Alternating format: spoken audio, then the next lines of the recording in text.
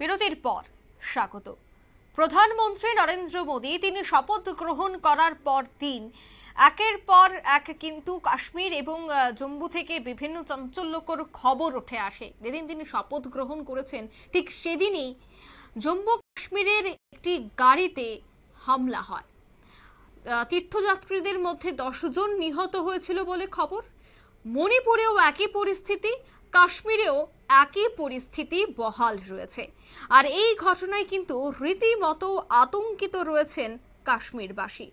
সেখানে এখনো পর্যন্ত অস্থির পরিস্থিতি বিরাজমান। আর সেই বিষয়ে রীতিমতো কিন্তু এক প্রকার ভারত সরকার থেকে শুরু করে প্রত্যেকেই কিভাবে এই সমস্ত বিষয় ট্যাকেল করা যায় তার জন্য কিন্তু দফায় দফায় বৈঠক করছে। আর তারই মধ্যে যে একেবারে উত্তপ্ত হচ্ছে ভূস্বর্গ, পরপর জঙ্গি হামলা, রীতিমতো আতঙ্কিত হচ্ছে পর্যটকরা। যেহেতু ভ্যাকেশন চলছে তাই সেক্ষেত্রে অনেক পর্যটকরা এই মুহূর্তে জম্মু কাশ্মীরে যাচ্ছেন ঘুরতে, কিন্তু তাদের মধ্যেও এই ঘটনা বা এই খবর জানার পর এক প্রকার আতঙ্ক বিরাজ করছে।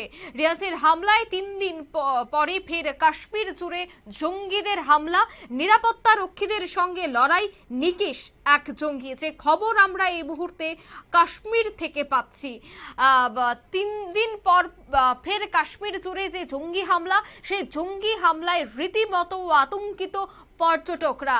এই সময়টাতে পর্যটকদের ভিড় সব থেকে বেশি পরিলক্ষিত। আর ঠিক সেই সময় জঙ্গিদের হামলায় বিভিন্ন জায়গায় কিন্তু এক প্রকার অস্থিরতার পরিস্থিতি বিরাজমান। সে বিষয়ে আমি বিস্তারিত জানবো। আমার সাথে টেলিফোন লাইনে যুক্ত হয়ে গেছে প্রাক্তন আর্মি মোহন রাও। আপনাকে নিউজ ভ্যানগার্ডের পর্দায় স্বাগত জানাচ্ছি। নমস্কার, সবাইকে জানাই শুভেচ্ছা। নিউজ ভ্যানগার্ডের সমস্ত দর্শক বন্ধুগণ এবং সমস্ত ভ্যানগার্ডের সবাইকে শুভেচ্ছা জানাই, অভিনন্দন জানাই। এবং এই মুহূর্তে আপনারা আমাকে বলার সুযোগ দিয়েছেন, ধন্যবাদ। বলুন।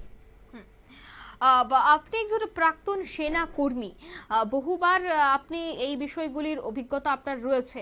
তো এই মুহূর্তে যে কাশ্মীরে একের পর এক খবর উঠে আসছে, জম্মু কাশ্মীর থেকে একের পর এক খবর উঠে আসছে, তাকে কেন্দ্র করে পর্যটকরাও রীতিমতো আতঙ্কিত। এই মুহূর্তে কাশ্মীরে কি পরিস্থিতি রয়েছে? দেখুন, কাশ্মীর পরিস্থিতি খুবই ভালো। ইতিমধ্যে কয়েক লক্ষ মানুষ কাশ্মীর, তারপরে শ্রীনগর, ডাল লেক, এই সমস্ত জায়গা, আপনার সোনমার্গ, গুলমার্গ, লে লাদাখ, এই সমস্ত জায়গায় কাশ্মীরে টুরিস্টরা বহু পরিমাণে যাচ্ছে। আর এই ডেভেলপমেন্টের জন্য আজকে সেখানকার মানুষরা যেভাবে বেনিফিটেড হয়েছে, সেটা এনিমি উইদিন কান্ট্রি আর এনিমি আউটসাইড কান্ট্রি, এই দুজনেই মিলে ওটা ডাইজেস্ট করতে পারছেন। আপনি জানেন যে ভোট ফলাফল হয়ে যাওয়ার পরে আর যেদিন শপথ গ্রহণ, সেই দিন একটা শপথ গ্রহণকে ড্যামেজ করার জন্য এরকম একটা আতঙ্কি জঙ্গি হামলা হয়েছে। আর সেই জঙ্গিরা যারা মনে করছে যে জঙ্গি হামলা করে তারা পালিয়ে যাবে বা তাদের হ্যান্ডলার বা তাদের যে সাপোর্টাররা বেঁচে যাবে, এটা কিন্তু হবে না। আপনি দেখবেন ম্যাক্সিমাম 72 আওয়ার্স বা এক সপ্তাহের মধ্যে যে জঙ্গি ইনভলভ ছিল তারা নিউট্রালাইজ হবে। তারা যেখান থেকে এসেছিল আর ওখানে আর যেতে পারবে, এখানে মাটিতে তাদেরকে পুঁতে দেওয়া হবে। কারণ হচ্ছে যে জিরো টলারেন্স এগেইনস্ট জঙ্গি হামলা। আর যদি এটা বাড়তে থাকে তাহলে আগামী দিনের বার্তা স্পষ্ট আছে, আমরা বড় কিছু পদক্ষেপ কেন্দ্র সরকার থেকে আবার দেখতে পাবো। আমরা দেখেছিলাম যে একেবারে নির্বাচনের প্রাক মুহূর্তে শাসক দল অর্থাৎ বিজেপি তারা দাবি করেছিল যে কাশ্মীরে আবারও শান্তি ফিরে এসেছে, কিন্তু শপথ গ্রহণের পর বা নির্বাচনের পর আবারও এক প্রকার অশান্তির ছবি, জঙ্গিদের তৎপরতা পরিলক্ষিত হচ্ছে সীমান্তবর্তী এলাকায়। কি বলবেন? দেখুন, জঙ্গিরা ফ্রাস্ট্রেটেড হয়ে গেছে। ইভেন যারা তাদের যে সাপোর্টার এবং যারা পাক হ্যান্ডলার যারা রয়েছে তারা ফ্রাস্ট্রেটেড আছে। কেন কি তারা যেটা ভেবেছিল যে এইবারে কংগ্রেস এবং এই যে জোট করে যে দলগুলো মিথ্যে কথা বলে মানুষকে বিভ্রান্তি দিয়ে যে ফলাফলটা ঘটার চেষ্টা করেছিল, সেটা মানুষ তারা বুঝে আবার মোদির উপরে আস্থা রেখে কেন্দ্র সরকারে মোদিকে যে নিয়ে আবার চলে এসছে, সেটা তারা নিতে পারছে না। তারা ভালো করে জানে যে এই যে থার্ড টার্ম যে মোদি যেটা অ্যাজিউম করেছেন অফিস, এই থার্ড টার্ম কিন্তু বহুত ডিসাইসিভ টার্ম কিন্তু। আর এই টার্মের মধ্যে অনেক কিছু বড় বড় পদক্ষেপ কেন্দ্র সরকার নেবে, তারা ভালো করে জানে। তাই ওরা ফ্রাস্ট্রেটেড হয়ে আজকে পাকিস্তান থেকে যারা সাপোর্টেড এবং আমাদের দেশের মধ্যে এই দলগুলো যারা পরিষ্কার বলে যে আমরা পাকিস্তানকে 5,000 কোটি টাকা লোন দেব, আমরা পাকিস্তানের সাথে প্রেম দেখাবো, তো এই যারা দলগুলো যারা দীর্ঘদিন আমাদের দেশের মধ্যে জঙ্গি হামলা যেই লেভেলে হতো এবং তখন সেনা কর্মীদের হাত বাঁধা ছিল, আমরাও এক সময় জম্মু কাশ্মীরে যখন চাকরি সূত্রে ছিলাম তখন আমরা দেখেছি ওখান থেকে একটা গুলি একটা বোমা ফাটলে আমরা চুপচাপ করে বাংকারে বসে থাকতাম।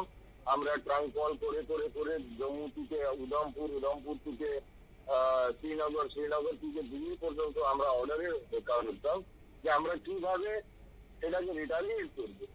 আজকে সেই জায়গাটা বদলেছে। আজকে যদি পাকিস্তানের বর্ডারে যদি কোনো আমাদের বর্ডারে কোনো হামলা হয় বা ওরা যদি ফায়ারিং করে, ওরা যদি 100টা রাউন্ড করে, আমাদের এখানে রাউন্ড আর গোনা হয় 1000খানা রাউন্ড তো এমনি শুট আউট হয়ে, তার মধ্যে কটা বাংকার এবং কটা পাকিস্তানি সেনারা ওখানে ক্ষতিগ্রস্ত হয় তারা নিজেই কাউন্ট করতে পারে। সুতরাং change of leadership, strong leadership, এরা ঠিক জবাব পাবে। আপনি সময় সাপেক্ষ একটু ওয়েট ভরসা রাখুন নরেন্দ্র মোদীর উপরে। উনি সেই কোমর ব্যান্ড করে সরকার চালাতে কিন্তু আসেন। যেভাবে দুটো টার্ম চালিয়েছেন এইভাবেই আরো মোদী যাবে, থার্ড টার্ম যাবে। আর এটার জবাব ওনারা যারা জঙ্গিরা হামলা করেছে ঠিক সময়ের মধ্যে। একদম ধন্যবাদ আপনাকে। ধন্যবাদ। অর্থাৎ জঙ্গি দমনে তৎপর রয়েছে ভারতীয় সেনা, একেবারে নিকেশ থেকে শুরু করে অপারেশন, প্রত্যেকটা বিষয়ের জন্য এই মুহূর্তে ভারতীয় সেনা প্রস্তুত রয়েছে। কিন্তু এখনো শুকায়নি তীর্থযাত্রীদের সেই রক্তের দাগ, এখনো বাতাস ভারী বারুণদের সেই গন্ধে। তারই মধ্যে ফের সন্ত্রাসবাদী হামলা জম্মু কাশ্মীরে, আর এই ঘটনায় খবর যে 3 জন আহত হয়েছে। পাশাপাশি নিরাপত্তা রক্ষীদের পাল্টা মারে নিকেশ হয়েছে এক সন্ত্রাসবাদী, যে খবর এই মুহূর্তে জম্মু কাশ্মীর থেকে উঠে আসছে। রীতিমতো চাঞ্চল্য, নতুন করে উত্তপ্ত হচ্ছে ভূস্বর্গ রিয়াসির হামলায় 3 দিন পর পর পুনরায় কাশ্মীর সহ বিভিন্ন জায়গায় এই হামলার ঘটনা, আতঙ্কিত পর্যটকরা। সে বিষয়ে আরো বিস্তারিত জানবো। টেলিফোন লাইনে সরাসরি যুক্ত হয়ে গেছে নিউজ ভ্যানগার্ড প্রতিনিধি বিপ্লব চন্দ্র। বিপ্লব দা, ভূস্বর্গের কাঠুরিয়া জেলায় আবারও চাঞ্চল্যকর তথ্য বা চাঞ্চল্যকর খবর উঠে আসছে, সেখানে সন্ত্রাসবাদীদের হামলা। তুমি কি জানতে পারছো, কি পরিস্থিতি রয়েছে সেখানে? দেখো, সন্ত্রাসবাদীদের যে হামলা, সেই হামলা সংঘটিত হয়েছে। তবে তার আগে যদি একটু প্রেক্ষাপট বলি, যে গত 9 জুন কিন্তু বৈষ্ণব দেবীগামী একটি পূর্ণার্থী বাসও কিন্তু হামলা চালিয়েছিল জঙ্গিরা। তার 3 দিনের মাথায় কিন্তু আবার কাকুহার সীমান্তে আবারও উগ্রবাদীদের গুলি বিনিময় এবং গ্রামে ঢুকে সেখানে কিন্তু নিহত হয়েছে একজন গ্রামবাসী, এবং যে গ্রামবাসীর বাড়িতে ঢুকেছিল সেই গ্রামবাসী কিন্তু নিরাপত্তা রক্ষীদের খবর দেয়, সেটা কিন্তু খবর।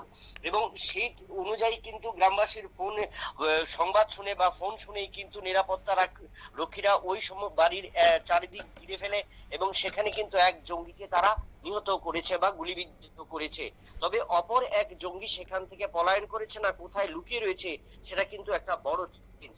তবে একটা জিনিস বলবো, যে গত 9 জুন যেখানে বৈষ্ণবদেবী মন্দিরগামী একটি পূর্ণার্থী বাসে গুলি চালায় এবং সেই গুলির থেকে বাসকে রক্ষা করতে গিয়ে কিন্তু 10 জন পূর্ণার্থী নিহত হয় এবং কমপক্ষে 33 জন আহত হয়েছে।